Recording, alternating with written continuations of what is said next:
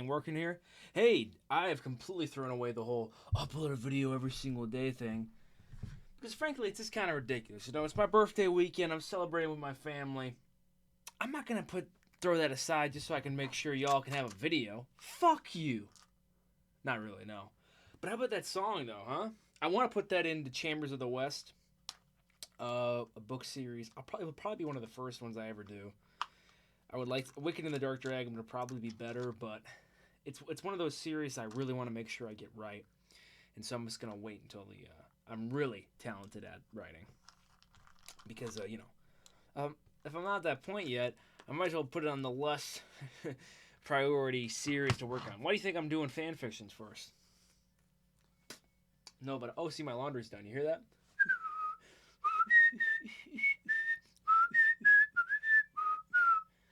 Anyway, that's just going to play in the background for a second or two. Crazy stuff happened over the weekend, though. Holy shit. Can't wait to tell you all about it. A few things. First, let's just do the craziest thing out of the way. My sister's car, a car which I helped pay for, and it's like it's technically a loan. It's one of those things like, oh, I give you this money just so you can get the down payment, and then you'll give me all the money back later. Dude, it's like, once again, when you give money to family, you can't expect to get that money back. Okay, so that money, I basically thrown it aside, like whatever, like $7,000 to my sister. Okay, whatever. I don't have to give her another gift ever again, or at least feel bad about not getting a gift when I can't think of anything for Christmas. But anyway, I always been harping on her, like, dude, make sure this car is good, dude, because we already didn't want to go in the budget route, and not even budget. It's just getting a car that's a little bit older, but it's probably just as reliable for half the amount of money, or 2/3 of the money you would have been paying for it, right? But we didn't want to do that. We wanted to get the more modern car because I don't want Delaney driving something that's unsafe. And I was harping on her, making sure, like, okay, well, you're gonna go with the newer model. You better make sure this thing lasts forever. And the first accident ever gets into, caused by me. Now, thankfully, it's not a major accident in the sense of there's any body damage. Nothing of the sort. All I did is my dumbass went into a turn in a backwater area, Baraboo, Wisconsin, and look at a snowdrift that's in this back area that hasn't even been shoveled yet, because the snow just came out of nowhere on a Saturday, so no one's even really working anyway. And so I look at this, and I clearly know in my head, hey, this is a pinnacle spot to go for a front-wheel drive car like an Accord, which I already have. I have a 2012 Accord. This is a perfect spot to go straight into the curb. Except in this moment, I was so, like, everybody was asking all funny. My mom was drunk as shit and pissed, annoying the fuck out of me. I mean, holy hell, everybody was just yapping up a storm saying, no, turn here, no, turn here. And I'm like, dude, you know what? I'm just going to make the first turn you tell me to go at, and it's probably going to be in the wrong direction, but you're drunk, okay, and you're acting ridiculous, so this is going to be my punishment to you. And so I looked at the spot, and I'm like, dude, this would probably make a skid, but hey, you know what? It's a modern car, and the snow ain't that bad right now, so let's just go for it. And then immediately we slid right into the curb, and I was going way faster than I thought I was. And immediately the drive shaft and the other stuff that makes the wheel turn broke right off. It was brutal. Now, thankfully, no body damage, but I'll tell you what, I have never been more in a breakdown situation. I was fucking getting on my knees in the road going, oh my God, how did I do this? Because, I'm such a narcissist that what really fucked me up the whole time is because the whole day was just so perfect. It was culminating into a perfect little crescendo, okay? I was on the radio, on the aux, and I put on a song that everybody actually liked for once, and I was feeling so. It was. Let me put it on. Actually, it's a real fun song. We were listening to "Every Mother's Son" by Lynyrd Skynyrd, and I was like, it's such a good moment. We're all driving. My dad is actually like, oh, I've never heard of this song. Wow, sounds really good. And I'm in my zone, and then what do I go and do? I ruin the entire perfect, beautiful moment, and the whole day is completely kerfuffled. And that sucked. And because I'm just such a narcissist that even just screwing up, like being on a DJ, already would fuck me up. But now I caused an accident too, and everyone's and we gotta get a tow on a Saturday, which no tow company's open, no mechanic shops open on a Saturday, and it's snowing, so everybody and their mother is calling for a tow right now. Oh my gosh. All right. And I was so nervous in that moment that my dad, I literally had to go up to him and say, dude, can I have a bit of your cigarette? And I took 2 drags out of his cig, which did help me calm down, funny enough. But yeah, it was just, even now, I still am kicking myself. Like, dude, why the fuck did you do that? Because it's my sister's car. And now she had to take my mother's car, and I'm going to drive back home to Illinois with my old man's. You know, it's just it's a whole fuck up. From whose fault? Mine. And it all could have simply been avoided if you just simply just followed your gut and just thought for 2 seconds instead of listening to the music and being spiteful to your mother and thinking, oh, let's see what this car can do, going through a fucking snowdrift. Like, obviously, you dumb fuck. Ugh, I'm kicking myself over it right now. But this isn't even where the story ends, okay? Because now we had to Uber home because the tow company, it took us like 2 hours before they ever caught and grabbed the car. So we weren't gonna wait that time, and so we had to get an Uber. And the Uber guy, oh my gosh, you already know, and I already knew going into this, like, dude, I'm hoping in my head, like, okay, I know what every single Uber driver is like. But maybe, you know, since we're in rural, like Wisconsin, sort of rural, it's Baraboo, okay? Everything in this area, like Thunderbolt Lanes, it's a shithole. So maybe things are going to be good. But nope, the guy calls up to the window and he's like, hello, sir, hello, family, hello. And we're like, dude, can you pop your trunk? Oh, 1 second. 1 second. This Indian guy couldn't figure out how to pop open his fucking trunk. He had to turn off his car, pull his key out, and pop it from the key fob. What? Now, thankfully, because he's an old Indian guy, he drove so incredibly slow that thankfully, we never got in an accident. Because, like I said, this is rural Wisconsin, and on a Saturday, none of the roads are being plowed. Hell, we watched the guy pass us in a plow truck. He wasn't even salting the road, I don't think. Anyway, so we slowly, we got to drive in the Uber driver. Okay, so now we got our Uber driver, okay? We had to load up all my sister's shit, which was in her car, her laundry, and throw it into his car. And now we got to drive all the way from Baraboo to where our house is. And I'm already like, it's snowed everywhere. They got trucks all over the place, and and if you ever driven around the Baraboo area, okay, there's a lot of hills, okay, and so you're fucked if you can't slow down, which is what snow does. But thankfully, the Indian guy, he's driving so incredibly slow and he's playing so safe, and starts driving, and my mom, her drunk dumb ass, starts asking the guy questions like, so how long have you been here for?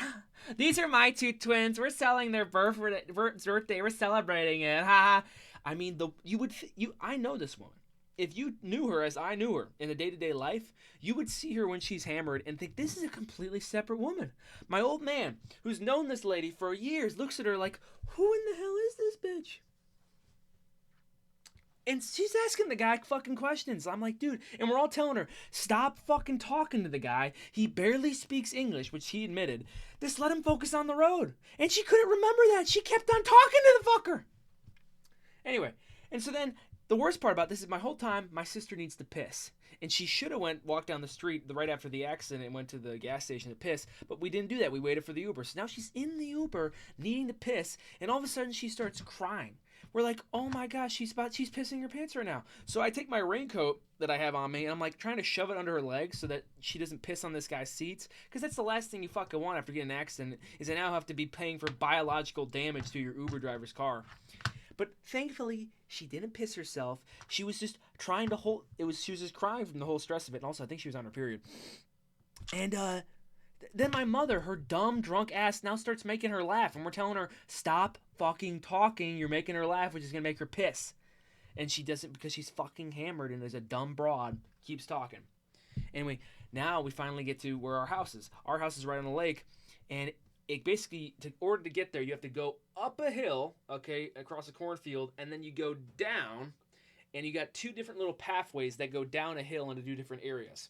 And ours, there's a steep long way and a very steep short way that goes into a more flat area. All right, and our way we usually take is the long steep way. Anyway, but when you're going and take that left turn to follow this road, you're at the top of a hill and you're going into basically a bunch of tall grasses into a pit where a guy's shack, his like shed is, his house. And so you have to basically hope that as we're going down the hill, the guy's car, he's driving a piece of shit Chevy Equinox with bald tires. Okay, the guy, he's been here, he's been in Baraboo for a year. The guy doesn't know how to handle any bit of fucking cold weather. So he starts skidding down the hill in the snow into these tall grasses, and we're like, holy fuck, this guy's gonna go into this guy's house. But by some miracle, this Equinox takes the makes the turn and gets us down the hill, and we get up to our house. And where our house is, it's up another hill, and he can't even get up the second hill. So he just ends up parking midway through the hill. We all hop out, we pat the guy in the back and say, hey, thanks so much for your help, okay, dude? All right, but when you're going, if you're gonna go back up the hill you went, and at this point we still think, okay, maybe he still got a chance. But if you're going up that hill, you got to get a long running start. All right, this is what my old man tells him. And then we go in the house. All right, I'm telling everybody, dude, I don't want to go to a restaurant after all that bullshit. Like, the whole fucking mood is ruined. Can we just stay here? And my mom's still drunk, and she's like, no, I want to go to the restaurant. So we're like, okay, I guess we're going to the restaurant now. And we all head outside, and my dad looks down the street, and the guy, the Uber driver, he can't get up the fucking hill. And so he's like, okay, let's go try and help him. And when he goes down walking the street to go get to the guy, he falls on his ass. And I tell him, no, we are not going anywhere. But we still end up helping the guy. We go to the guy and we're like, okay, we'll try and give you a push, dude. We'll give you a push to get you up this hill. But for whatever reason, this Chevy Equinox, this guy did not know how to fucking turn off the, what do you call it? The traction control. He didn't know how to turn it off because he's an Indian guy who isn't even able to speak English. Leaves you wondering how the hell he got in this country. But then we had to push this guy up the hill, and we're like, dude, floor it. He can't floor it because the ABS turned on. And so my dad's like, okay, dude, how about I hop in the car because you're the worst driver I've ever seen, and I'll get you up the hill, which, is what he does. He actually, my dad takes over the wheel, and he's able to get him up the hill, the top. And I'm like, okay, well, I'll hop in his truck, which has four-wheel drive, and I'll meet him at the top so he doesn't have to walk all the way back here and fall on his ass. I drive up there, and guess what? He's still there. Because like I said, there's still another hill you have to get up before you're out of this, before you're back on the main road. And so I go to him like, dude, what's going on? And he's like, dude, we can't get up the hill, all right? And so I try giving him a push. He can't get up there. Me and him both hop out to try and give him a push. Doesn't work because, once again, this guy's the worst driver ever. Well, not even a worse driver. He just doesn't know how to handle snowy conditions. Driving slowly on dry roads? Sure, he's great at that.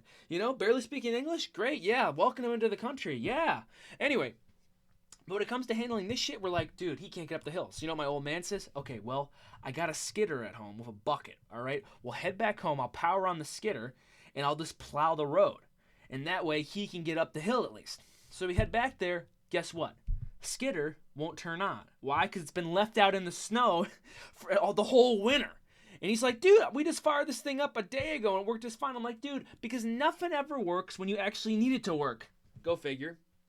So we forget that whole plan. And we're like, okay, we'll take a tow rope. We'll take a rope. We'll tie it to his, tie it to the back of our truck, and then we'll go up the hill to get him out of this. And keep in mind, we're still doing all this for the Uber driver. Okay? Not my neighbor, the Uber driver.